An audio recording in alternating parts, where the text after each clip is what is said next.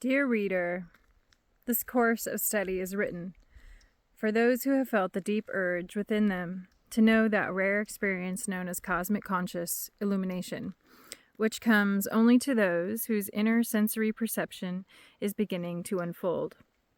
Those who are thus illumined, even if by but a flash of the cosmic light, reach the greatest heights of mental exaltation that is possible for humans to know. Many thousands in this day and age are on the verge of feeling the awakening of that divine spark of inner vision and inner knowing which sets them to seeking. Seeking they know not what, nor where to look for that something that will satisfy their inner longing. These thousands do not even comprehend the miracle which is happening to them.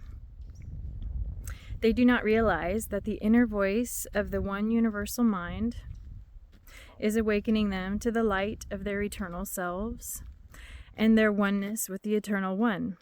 They are not even aware that they have begun their transformation from physical bodies to transcendent beings. Many of them actually believe that spiritual sources, such as ascended masters, are trying to reach the world through them. These do not realize that it is their own eternal self who is the source of their inspired communication. Hello everybody, this is Shauna with Theraphase Biofield Tuning. I actually am sharing with you today that I have just recently purchased this home study course through the University of Science and Philosophy. And this is the Walter Russell Foundation, and his wife Lau Russell are the founders. And so this is a home study course. A friend and I just decided to get together with and sort of study together. And you'll see it's a home study course about universal law, natural science, and philosophy for the transformation of man or woman. And so I'm going to be making some notes as I go along, and I'm out on a walk. I have just taken the very first introduction pamphlet that is the beginning of this very large book that is meant to be gone through independently over the course of a year.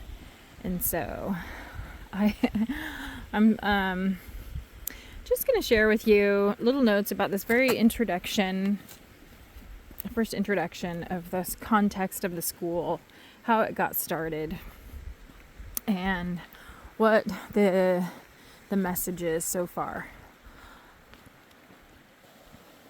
So he's starting off talking about the patterns of education and how there's differences between thinking and knowing, and that the tendency of past educational processes has been to teach to remember and repeat instead of think and know, and that this has caused the institutions to develop the brain and its sense reflexes rather than the mind and its inspirations received from the light of the Creator. And so he's really talking about this other type of education, and that really genius is inherent in everybody, and that we are not necessarily taught the awakening of this inner genius in our institutionalized school systems. And so he goes on to talk about the fruit of higher material knowledge is the making of man into a better machine, whereas the fruit of higher cosmic knowledge is the glorification of man as co-creator with God. So he's talking a lot about becoming a cosmic illuminate, and how the cosmic knowledge is within, and that the genius thinks inwardly. What else does he say here? He says, he does talk a lot about love and light, and I will say that this is a little it kind of raises my eyebrows a bit, because of how our modern New Age has really sort of saturated those words, and it just has so many other connotations. And so I'm trying to have an open mind about where they're taking that, this language of awakening within oneself, and then also like becoming unified, like in brotherhood and sisterhood. The unity, these words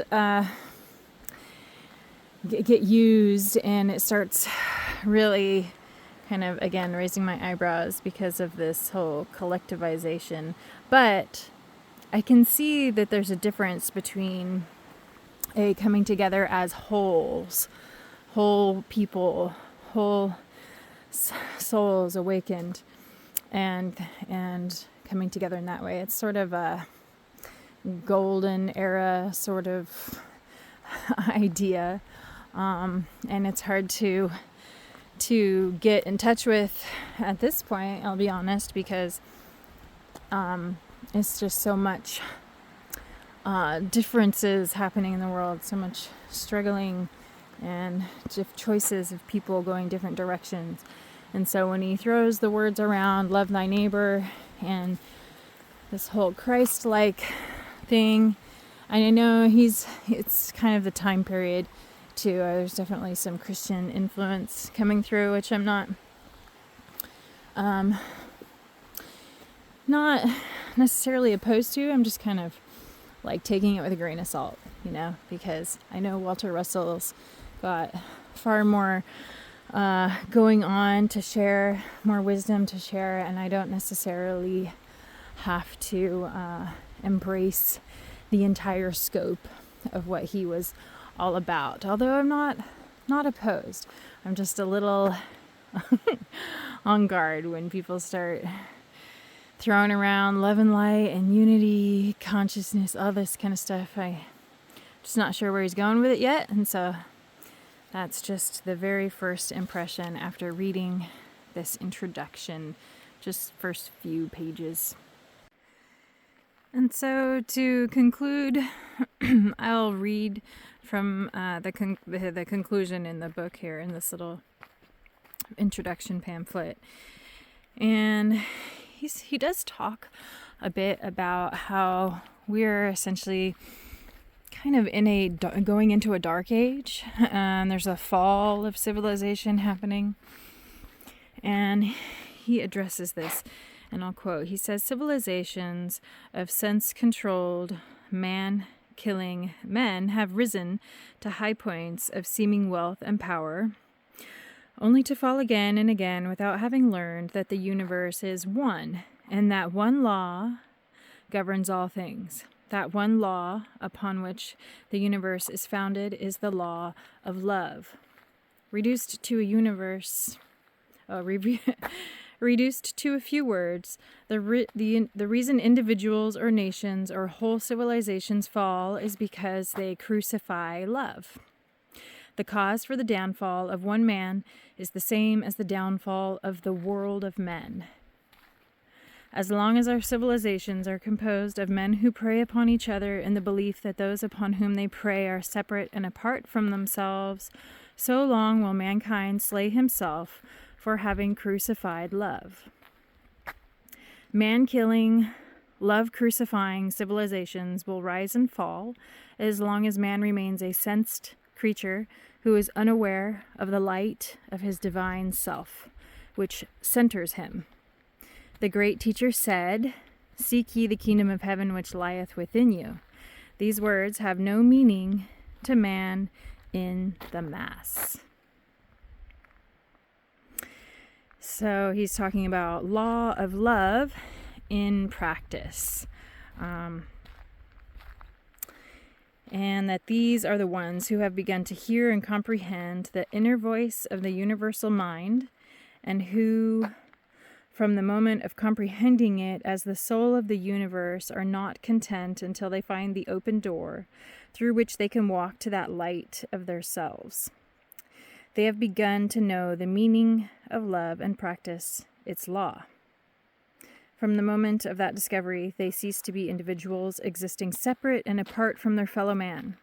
With that supreme discovery comes the realization of the oneness of the whole human race, which is embodied in the teachings of universal brotherhood given to man by every mystic ever born. These seekers eventually find us after passing through many doors in their eager search for the light they seek.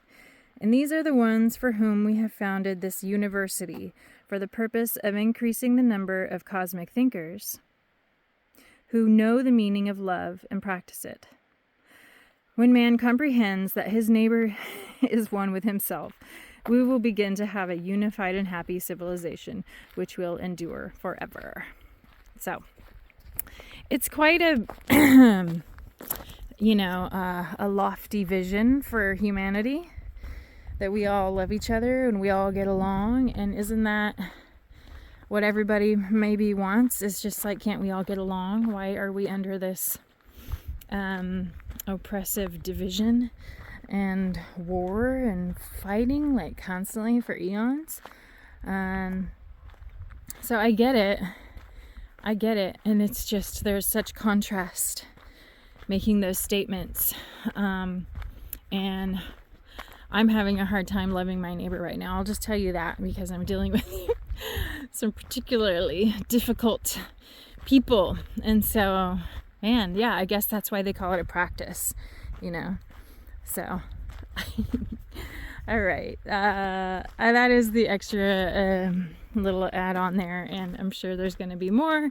I'm going to keep making notes and dropping this. If you do enjoy listening to me ramble about these things, just go ahead and subscribe and throw some comments in there if you want to chat.